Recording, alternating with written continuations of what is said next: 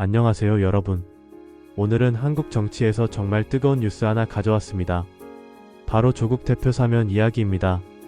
2025년 8월 11일 이재명 대통령이 임시 국무회의를 열고 발표한 광복절 특별사면. 이 소식이 전해지자마자 정치권은 발칵 뒤집혔고 뉴스 채널과 유튜브 커뮤니티, SNS까지 하루 종일 이야기로만 도배가 됐죠. 이번 사면 명단에는 조국 전 조국혁신당 대표뿐 아니라 정경심 전 교수, 윤미향 전 의원, 최강욱 전 의원까지 포함됐습니다. 이름만 들어도 정치권에서 논란이 많았던 인물들이라서 더 관심이 쏠렸습니다. 조국 대표 이야기를 잠깐 되짚어보면 법무부 장관 시절 검찰개혁이라는 거대한 깃발을 들고 엄청난 개혁 드라이브를 걸었습니다. 하지만 가족 관련 재판에서 유죄 판결을 받으면서 장관직에서 물러났고 한동안 정치 전면에서 물러나 있었죠. 그러다 다시 정치 복귀를 선언하면서 조국혁신당을 창당하고 본격적인 활동을 재개했습니다. 이런 상황에서 내려진 사면이니 당연히 정치권과 국민들 사이에서 갑론을박이 터져 나올 수밖에 없었죠. 여기서 잠깐 특별사면 제도에 대해서도 얘기해야겠네요. 우리나라는 광복절 같은 국가적 기념일에 대통령이 특정 인물들을 사면해주는 관행이 있습니다. 이른바 국민통합을 명분으로 하는 제도인데 과거에도 김대중, 이명박, 박근혜 전 대통령 시절 모두 정치인 사면 사례가 있었어요.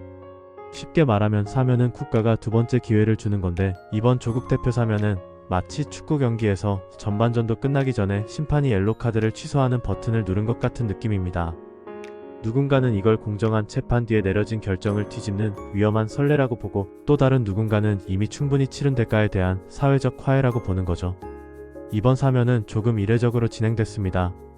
8월 15일 광복절 당일이 아니라 그보다 나흘 앞선 8월 11일에 임시 국무회의를 열고 속전속결로 발표했거든요. 명단을 보면 조국, 정경심, 윤미향, 최강욱 전부 언론의 스포트라이트를 한 번쯤은 크게 받았던 인물들이죠. 여권에서는 국민통합이 명분이라고 했지만 솔직히 정치권 안팎에서는 정치적 계산이 없다고 보기 어렵다는 말이 많았습니다. 실제로 여당 내부에서도 이번 사면은 국민 여론보다 당내 결속이 더 중요한 결정이었다는 이야기가 나왔습니다. 사면 발표 이후 정치권 반응은 극명하게 갈렸습니다. 정의당 권영국 대표는 즉시 반대 입장을 냈습니다. 그는 공정과 책임이라는 사회 기준을 훼손하고 오히려 사회통합을 저해하는 조치라고 비판했습니다. 보수 야권은 정권과의 정치적 거래 아니냐며 날을 세웠습니다. 흥미로운 건 진보 지지층 안에서도 의견이 양쪽으로 나뉘었다는 점이에요. 한쪽은 정치 보복은 이제 끝내야 한다, 잘했다라고 평가했고 다른 쪽은 법치주의 원칙을 무너뜨린 결정이라며 강하게 반발했습니다. SNS와 댓글창도 뜨겁게 달아올랐습니다. 긍정적인 반응 중에는 이제 정치개혁의 시동을 다시 걸 수 있다는 기대감이 있었고 부정적인 반응에서는 정치인끼리만 서로 봐주기 아니냐는 불신이 컸습니다. 여러분은 어떻게 보세요? 이번 결정이 진정한 국민통합으로 가는 걸음일까요? 아니면 또 다른 갈등의 시작일까요? 저는 이 부분이 앞으로 몇 달 동안 정치권에서 가장 뜨거운 논쟁거리가 될 거라고 봅니다. 정치적으로 보면 이번 사면은 단기적으로 진보 진영의 결집 효과를 가져올 가능성이 큽니다. 동시에 보수 진영에서는 결코 용납할 수 없다는 기류가 강해질 거고요. 중장기적으로는 내년 총선이나 대선 구도에 적지 않은 영향을 미칠 수 있습니다. 사회적으로는 법치주의에 대한 신뢰 문제와 사면제도의 남용 논란이 다시 불거질 가능성이 큽니다. 해외 사례를 보면 미국 대통령도 사면권을 가지고 있지만 정치적 논란을 피하려고 사회적 합의가 있는 경우에만 행사하려고 노력합니다. 프랑스도 마찬가지예요. 그런데 한국에서는 정치인 사면이 반복되면서 국민들이 이게 국민을 위한 제도인지 정치인을 위한 제도인지 의문을 갖게 되는 거죠. 저는 이번 사면이 단순히 한 정치인의 복귀 문제가 아니라 앞으로 정치 지형이 어떻게 재편될지를 보여주는 시그널이라고 생각합니다.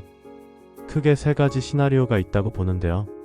첫째, 조국 대표가 본격적으로 정치 전면에 복귀해 진보 진영의 주도권을 강화하는 경우. 둘째, 보수 진영이 반발을 확대하면서 정치 갈등이 더 심해지는 경우. 셋째, 지금의 논란이 몇 달 안에 다른 정치 이슈에 묻혀서 조용히 사라지는 경우. 어느 쪽이 될지는 시간이 말해줄 겁니다. 여러분, 이번 조국 대표 사면에 대해 여러분은 어떻게 생각하시나요? 국민통합을 위한 용단이라고 보십니까? 아니면 정치적 이해관계가 깊게 얽힌 결정이라고 보십니까? 여러분의 의견을 댓글로 남겨주시고요. 이 영상이 도움이 됐다면 구독과 좋아요 꼭 부탁드립니다. 저는 다음 시간에 또 다른 정치 이야기로 돌아오겠습니다. 감사합니다.